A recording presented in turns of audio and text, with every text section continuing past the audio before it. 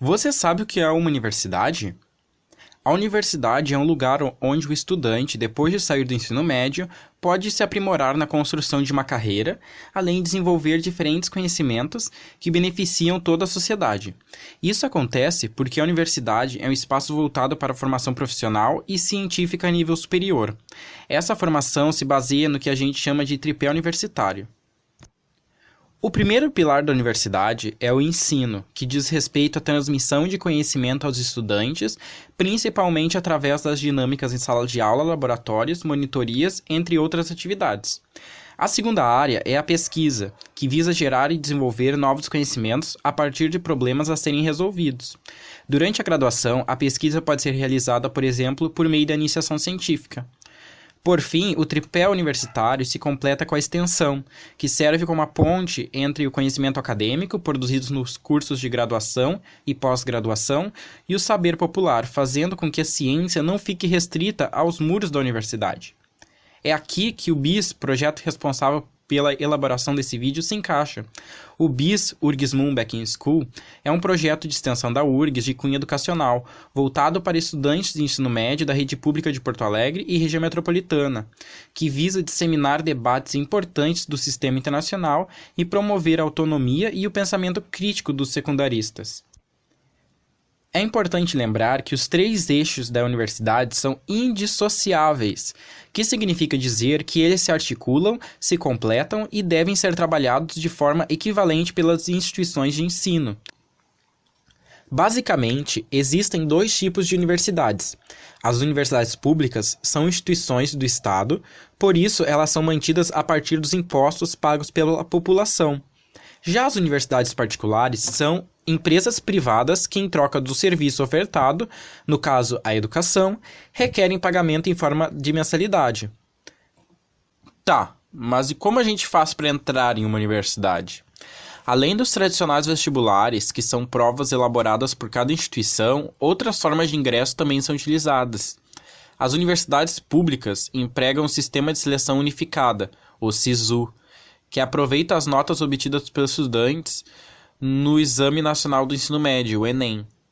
As particulares, por sua vez, são alcançadas por dois programas governamentais. O Programa Universidade para Todos, também conhecido como ProUni, no qual o governo oferece bolsa integral para os estudantes com renda familiar de até um salário mínimo e meio por pessoa, ou bolsa parcial de 50% para estudantes com renda familiar de até 3 salários mínimos por pessoa. Para participar do programa, o estudante deve ter cursado todo o ensino médio em escola pública ou em escola particular com bolsa integral. É possível ainda que o estudante tenha cursado parte do ensino médio em escola pública e parte em escola particular com bolsa integral. O ProUni também utiliza a nota do Enem. Outro programa é o Fundo de Financiamento ao Estudante do Ensino Superior, o FIES. Nele, o governo financia a graduação dos estudantes que possuem renda per capita de até 5 salários mínimos e, depois de formados, os estudantes pagam o governo de volta. A seleção para o FIES também é feita a partir da nota do Enem. Você consegue perceber a importância do Enem? Com a nota obtida nessa prova, é possível ingressar em universidades de todo o Brasil através do SISU, no caso das instituições públicas, e do ProUni ou do FIES para as instituições privadas. E quando a gente fala em ingresso na universidade, também é importante conversar sobre as ações afirmativas. O vestibular sempre foi uma prova bastante difícil e concorrida, e só aqueles que possuíam uma educação de muita qualidade, ou seja, que tinham condições de pagar para estudar, conseguiam entrar na universidade. Pensando nisso, em 2012 foi instituída a Lei de Cotas, que exige que todas as universidades federais possuam reserva de vaga para grupos sociais historicamente negligenciados pelo Estado. As cotas também são aplicáveis ao ProUni, já que esse é um programa federal. No caso do SISU, 50% das vagas nas universidades federais são destinadas às cotas e todas essas são reservadas para quem cursou todo o ensino médio em escola pública. Dentro desses 50%, existem subdivisões e combinações de outras 3 categorias.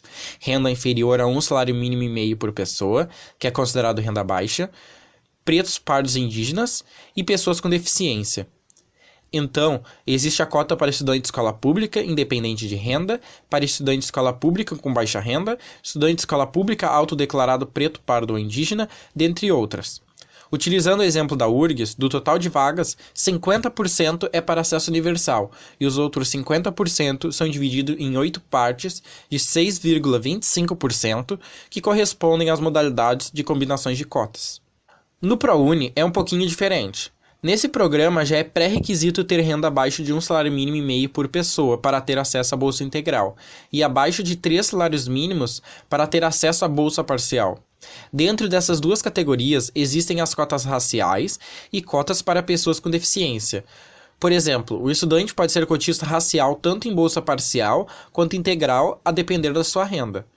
Cabe lembrar ainda que as instituições estaduais não fazem parte da lei de cotas, por isso possuem seu próprio sistema de acordo com cada instituição.